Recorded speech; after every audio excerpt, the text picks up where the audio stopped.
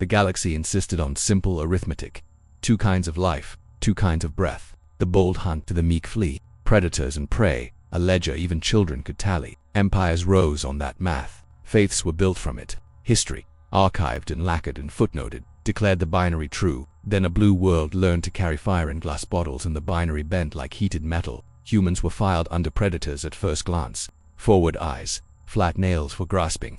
A history that smelled of smoke and iron. But they sang lullabies to wolves and wrote poetry about the feelings of the hunted. They built spears and then stitches. They fed their competitors, adopted their enemies, orphans, and wept after battles they had won. It confused the tidy, it enraged the cruel, it terrified everyone else. This is a story of the day the binary finally cracked, not under a human blade, but under a human hand extended to both the teeth and the hoof at once. I was a station keeper above Zelith Prime, a trembling little thing with wide side-set eyes and a heart that beat too fast in crowds. We were a prey species, still are. More fur than courage, more songs than claws. My job was numbers, fuel tallies, dock slot assignments, departure pings, simple things, safe things. On the day the human convoy arrived, I hid behind my console and listened. Uns Arcadia requesting berth. Their voice said, low, warm, as if apologizing for existing. Cargo, agricultural, seed vaults, medical tents, water reclamation kits. Purpose, relief, I thought. For whom? Zelith Prime was not their world. Our administrator Sesh insisted we deny them. Predators bring trouble, and their pity is bait. But the humans did not posture, they did not roar. They waited in patient orbit, a halo of ships with their lights dimmed as if not to frighten us. I watched their biosigns through the glass. Steady, unflickering, their eyes forward-facing. Yes, were not fixed on us like quarry, but on one another. They kept touching shoulders, checking straps, tightening knots. That is how I first learned their secret liturgy. Not victory cries, but checklists. When the vote to admit them failed by a single tally, our comms filled with a new voice. Not human, but predator. A ship of the Ravkir pack had just dropped from warp, hunting lane pirates. Their captain, a scaled thing with a jaw hinged like a trap, laughed at our panic, and then smelled the humans. Ah, he clicked, the strange ones. He asked permission to dock as well, to watch them, not to attack, he said. To learn. Sesh fainted. I, until then a coward, overrode our council and granted both berths. I do not know why. Maybe because the humans had not yet given up on us. In my archive we preserve the shapes of ideas. Predation is not just teeth. It is the claim that the world is yours to take. Preyhood is not just fear. It is the admission that the world is borrowed. Humans upset both claims. I first met their ambassador in a corridor lined with etched glass. The treatise of 2 breaths glaring down like a judgment. He paused to read our old article that declared mixed phenotypes cannot arise, and smiled, neither wounded nor triumphant, like a scholar finding an antique misprint. Do you believe this? He asked me. We believed it long enough to make it real, I said. He nodded. Then let's unmake what needs unmaking. He requested access to famine maps. He asked nothing about tribute, quotas, or cultural concessions. He asked about water rights and soil salinity like a farmer, not a conqueror. He requested that we invite any Ravkir observers who wished to learn how to feed people without hunting them. Predators can be more than hunger, he said. We keep dogs. They keep us. I recorded the sentence in our archive and set it aside for public ridicule. That ridicule never arrived. Because while we argued definitions, the star above Zelith coughed. We hunt by patience. You wait, you listen. In the cold of a hull, you become a hole in the universe, and the prey does not notice. It is religion, the stillness. Humans do not do stillness. They are motion in a suit, ropes and clicks and straps and hands. Hands everywhere, forever passing something to someone else. I docked to mock them. What I saw caught in my throat. On the deck of the Arcadia, the humans were building a village. Not tents. They hated the word, but clinics, canteens, washline rigs. They stacked gravity bricks for storm walls. They ran fiber like my aunt used to braid cub hair. They argued about latrine placement as if the war's outcome hung on the angle of a trench. They're alpha. They do not call them alphas, but if you squint, you see a spine others orbit, ran no teeth. She held a clipboard, asked for dissent, and changed her mind as if doing so made her stronger. I circled the perimeter, tasting the air. There was fear in it, yes, but also something unnerving. Anticipation. Predators anticipate the kill. Their anticipation smelled like a festival. Then the alarms sang, not the station's bland honk. The stars scream. CME, the humans called it, a coronal mass ejection, a river of fire about to erase the night with hard radiation. Shields would hold if angled, if stacked, if tuned. If you had time. We did not have time. The human alpha did not panic. 2 tasks, she said into the general channel. 1. Rotate the station's outer plates and shunt heat into our holes. 2. Evacuate low-deck populations to the midline. Tizal, you have the keys to the dockyard. Yes, a prey thing's voice squeaked assent. Good. "You're traffic control, Drav," she said, and it shocked me to hear my name softened by a human mouth. "Your holes can shed heat faster than ours. Dock crosswise. We'll chain our radiators to you. You would stake your lives on my pack's integrity?" I asked, amused and insulted. She only nodded once. "We'll stake yours on ours." Fair, ridiculous, infuriating, magnificent. I barked to my pack to obey. In emergency drills, I always choked. In life, I did not. Maybe because the human plans came as numbered lists. Maybe because the Ravka captain moved like a blade that could cut fear itself. I do not know. I only know the dock became a river of desperate bodies, and I became a stone in that river that split the flow cleanly. Berth 11 Ravka heatsink, I called. Berth 12, human medbay. Keep your family together by touch. Repeat, by touch. You will not be separated. People obeyed. They obeyed because the humans repeated my words down the line, and because the Ravki at the hatches did not snarl. They made their mouths small, their teeth sheathed. Later I learned they practiced the posture in mirrors because human pups did not like their smile. On the concourse, the human alpha knelt to a child losing a breath to panic and counted fingers with her.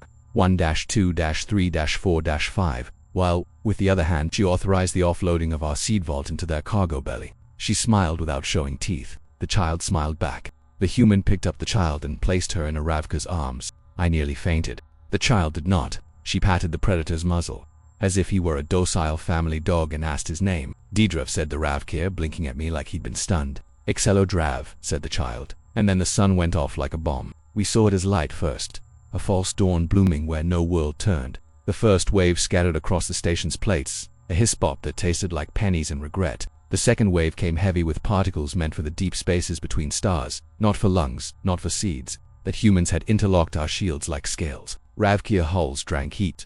Human radiators sang. Our station, once a fragile tin, became a quilt stitched by enemies. Systems buckled anyway. Gravity seized like a fist. Through the viewport I watched one of the human ships, a cargo cylinder named Tallow, try to hold position while its coolant loop screamed. Its captain patched into the public band. "If we vent, we can keep the loop alive," she said, calm. "But that will cook your medring." "Permission to..." "No," said the Alpha. "You vent heat through us. We'll take it. That'll bake your people," the captain said. "Then we'll move our people." "TSO, I can..." "Yes," came the little station keeper.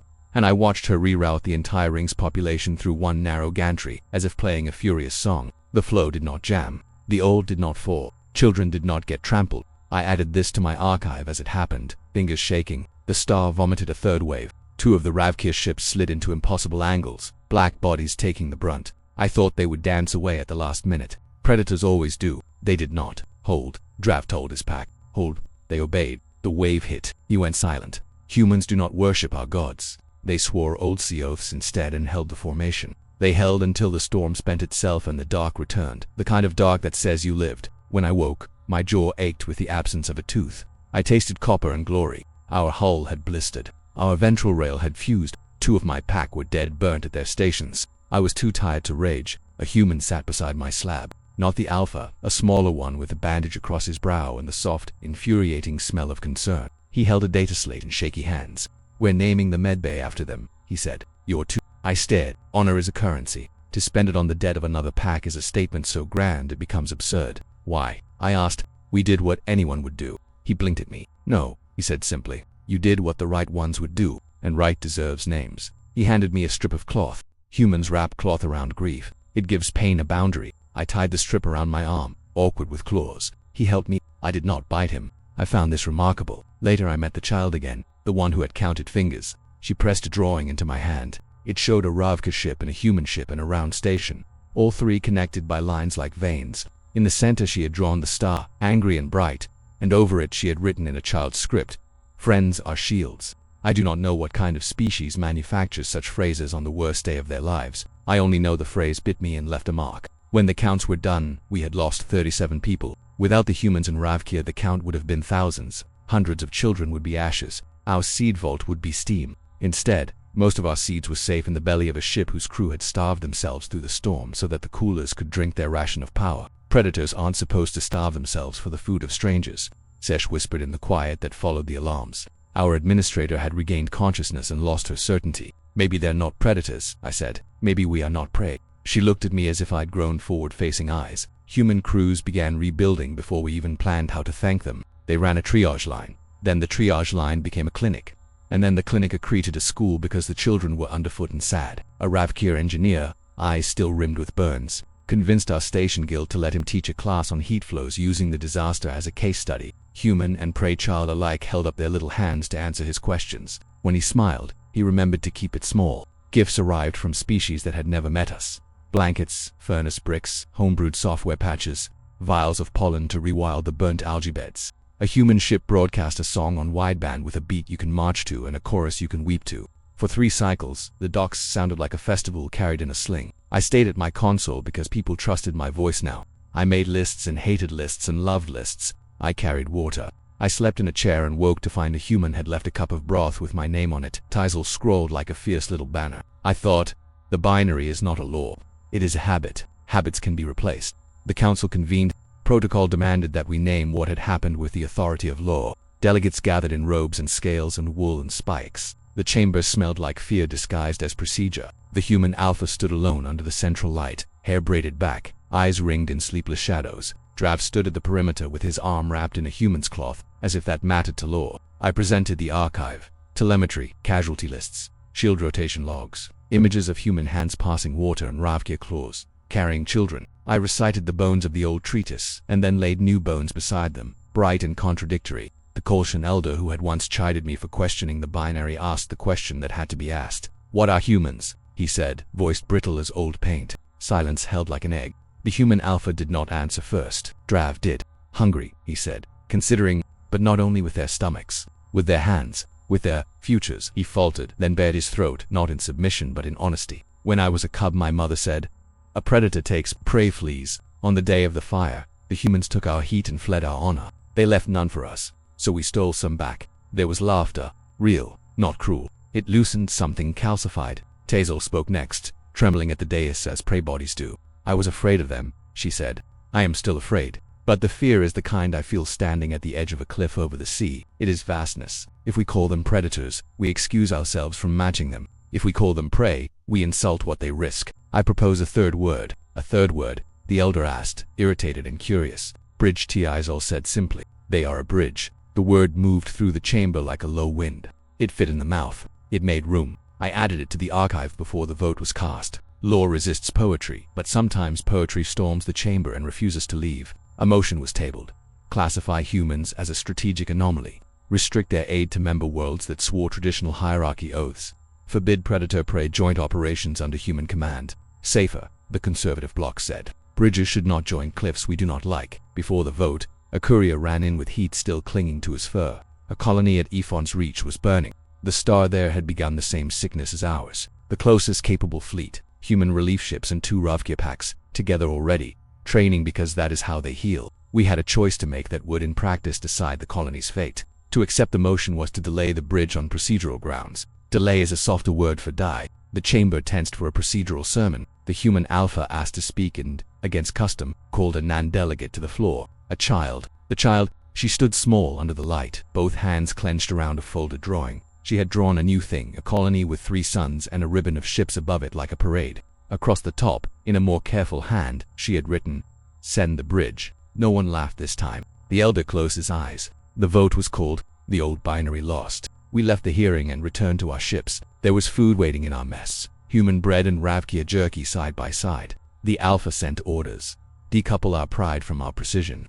Lock shields with the humans. Set a course for Effen's reach. Before burnout, I found Teisel on the dock. She was smaller than I remembered. Most prey shrink when fear leaves them. It stretches them thin. She looked proportioned, like the outline of a new creature. You named them, I said. She shook her head. We named us. I did not understand, and then I did. A bridge has 2 banks. If humans forced us to become something new, it was not obedience but adjacency. Standing next to them makes you taller, if only because you straighten your spine to meet their eyes. The humans have a ritual. They touch foreheads to say we share this breath. I could not do that. My horns would gore them, so we made a new gesture. We pressed the backs of our hands together and felt each other's pulse. It is an awkward holiness, but it is ours. The stars were knives. We carried our names like shields. In the archive I have added a new chapter to the treatise of 2 breaths. It is called Supplement.